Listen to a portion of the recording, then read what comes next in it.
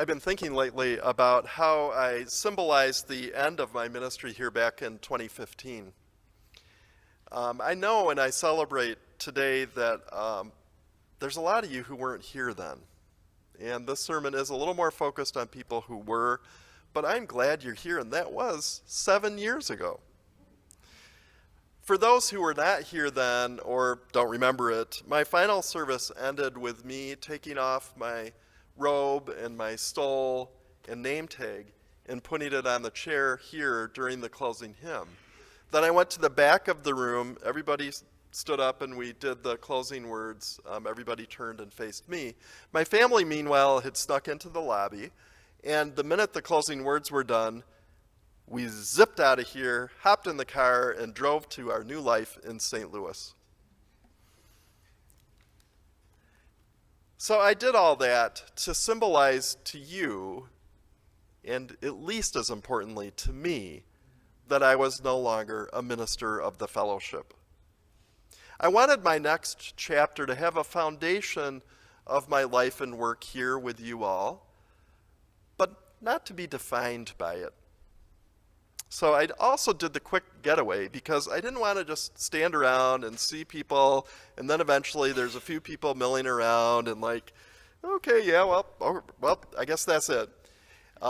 Someone at the first service labeled that socially awkward, which actually probably is true. So I've been thinking about my dramatic exit here because the minister who I'm following in my current interim ministry, which is in the suburban Twin Cities, Minnesota area, did a variation of the same thing. And it's not a coincidence that she did. When she announced that she was leaving, she and I had a conversation. I shared about that. I guess she liked the idea.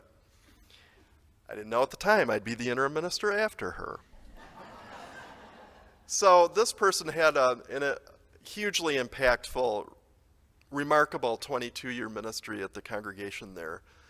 The congregation grew and deepened. It had 250 members when she arrived, and 22 years later had 750 members.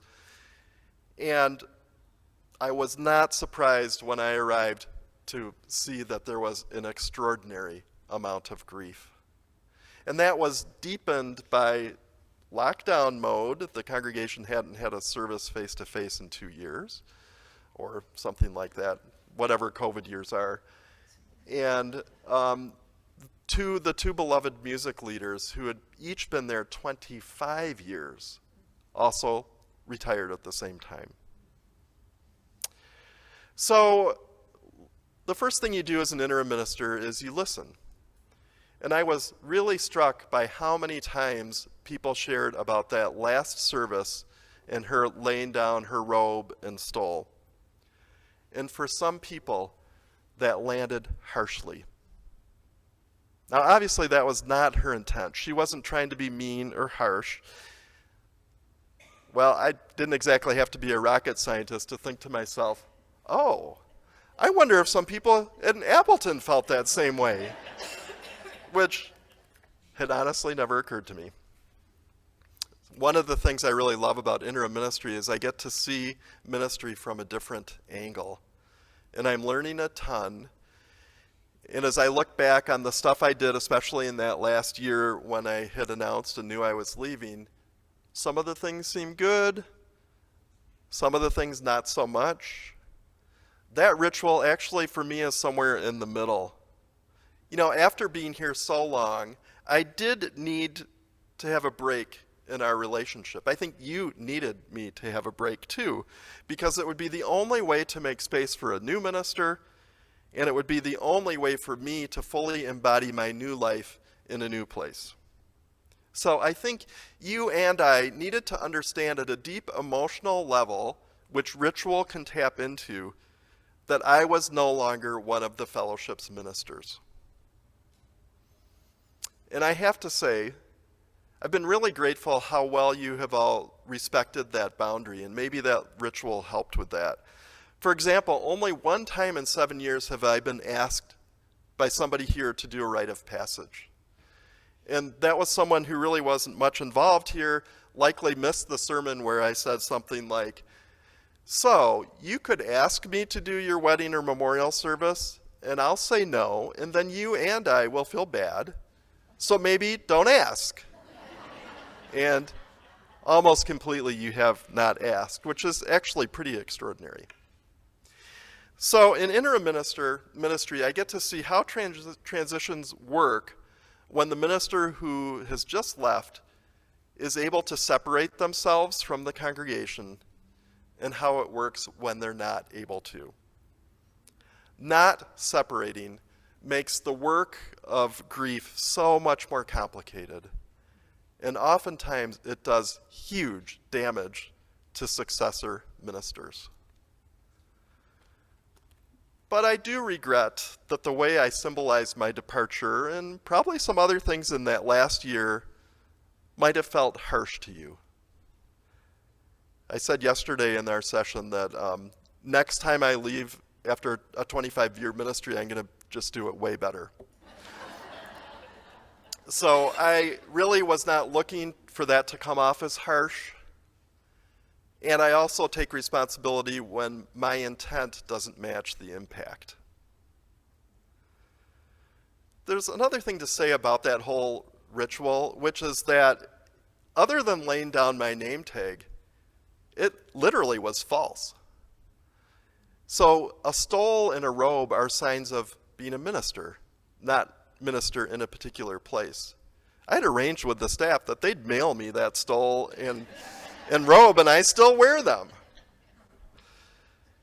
The name tag, though, that was actually literally true. And this leads me to a final thought about the symbolism at the end of the last service. There was an important thing that it did not express, and it was really a fundamental mystery about my departure to all of us. Was that the end of our active relationship, or would there be more connection, more evolution of our relationship? Was it an ending or a pause? None of us knew. There was no way of knowing, because really my settled successor here, Reverend Christina, and you and I needed the fullness of time to discern whether it was an ending or a pause. The good thing about the symbolism is that it kind of cleared the deck, I hope, so that that discernment could take place. Shortly after Reverend Christina arrived, she contacted me and said, "Hey, would you like to do the charge to the congregation at my installation?" I said yes. So that's two of us saying, okay, there's going to be a continued relationship. Then a year or two later, she brought up the possibility of my becoming emeritus minister, and you all voted to do that, and I said yes. So now you all also said, yeah, continuing relationship. I visited in November of 2019 to celebrate becoming emeritus minister and to launch the internship fund, which had been named in my honor.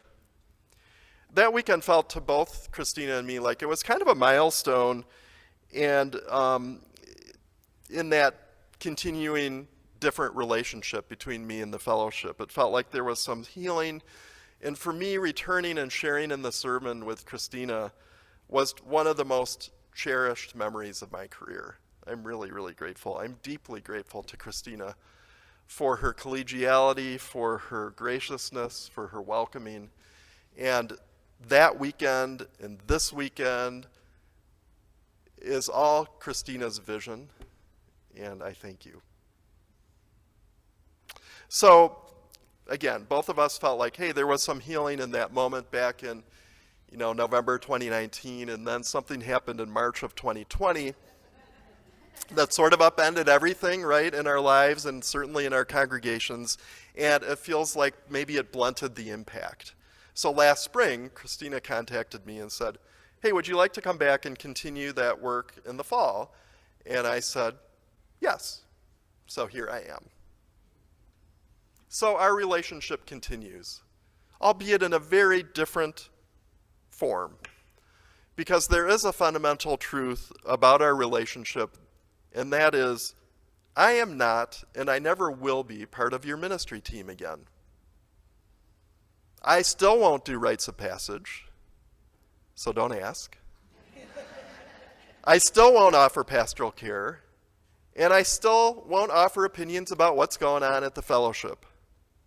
I still don't get the fellowship's e-newsletter. I don't pay much attention. I only learn things when Reverend Christina or Reverend Hannah reach out to me. So for this last chapter of my career, I'm focused on wherever I'm an interim minister. That's the work that I need to do. So emeritus minister, friends, is largely a symbolic title. You know, symbolic, like in the whole laying down the robe thing. It means, in this case, that there is an ongoing connection in addition to the reality that a lot of you hold me in your hearts and I hold you in my heart. It means that every now and then, I'm going to be invited to come and I'm going to show up and do a few things, and then I'm going to leave, but not immediately out the door. Instead, I'm happy to hang around for a little bit and hug or smile or bow or whatever seems like it's the right thing for you. And then I'll leave, and then I'll likely come back sometime. I have a name tag now. That's what that says. Right? And I'm glad about this. I'm glad about all of it. It means a lot. So here is one other symbolic truth about ministers after we leave congregations we serve, especially for a long time. It's that we often remain as ghosts. I certainly have encountered the ghosts of the people I've followed in my interim ministries. Sometimes these ghosts are friendly, and sometimes they're not. Most ministers who are not narcissists are horrified that they linger as ghosts. Here's where this is a Halloween sermon, right? I am horrified to think that anyone here would carry my ghost around. And so if I'm a ghost for you, I do hope I'm a friendly one. And whether friendly or not, I also really hope that you'll let my ghost go. Like the younger monk in Mike's reflection, which was brilliant, that younger monk who's still carrying the woman in his troubled soul, it may be time to stop and focus instead on the present here at the fellowship. There is an abundance of goodness here, now. Just like there was before I came, while I was here, and after I left. That is a truth about this congregation from beginning to current, and I'm confident into the future. So like every congregation, including the one I'm serving now, this post-ish pandemic world we're going into is really hard. There is a lot going on in our world. It is a challenging moment. And it's a moment, I believe, also full of opportunity and possibility. Now, some people have moved on from this congregation, and it's, of course, their right. But others have realized during the 2 years of lockdown how much they need this place, how much they need spiritual community.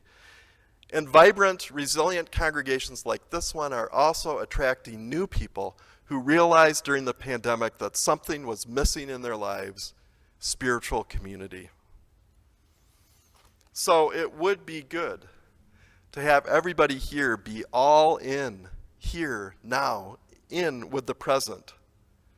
There is important and urgent work to be done. There are souls to be grown in here, and there is a hurting world out there that needs this congregation's love and its work for change. Love calls us on. Hope calls us on. Faith calls us on. Life calls us on. Let's all heed that call.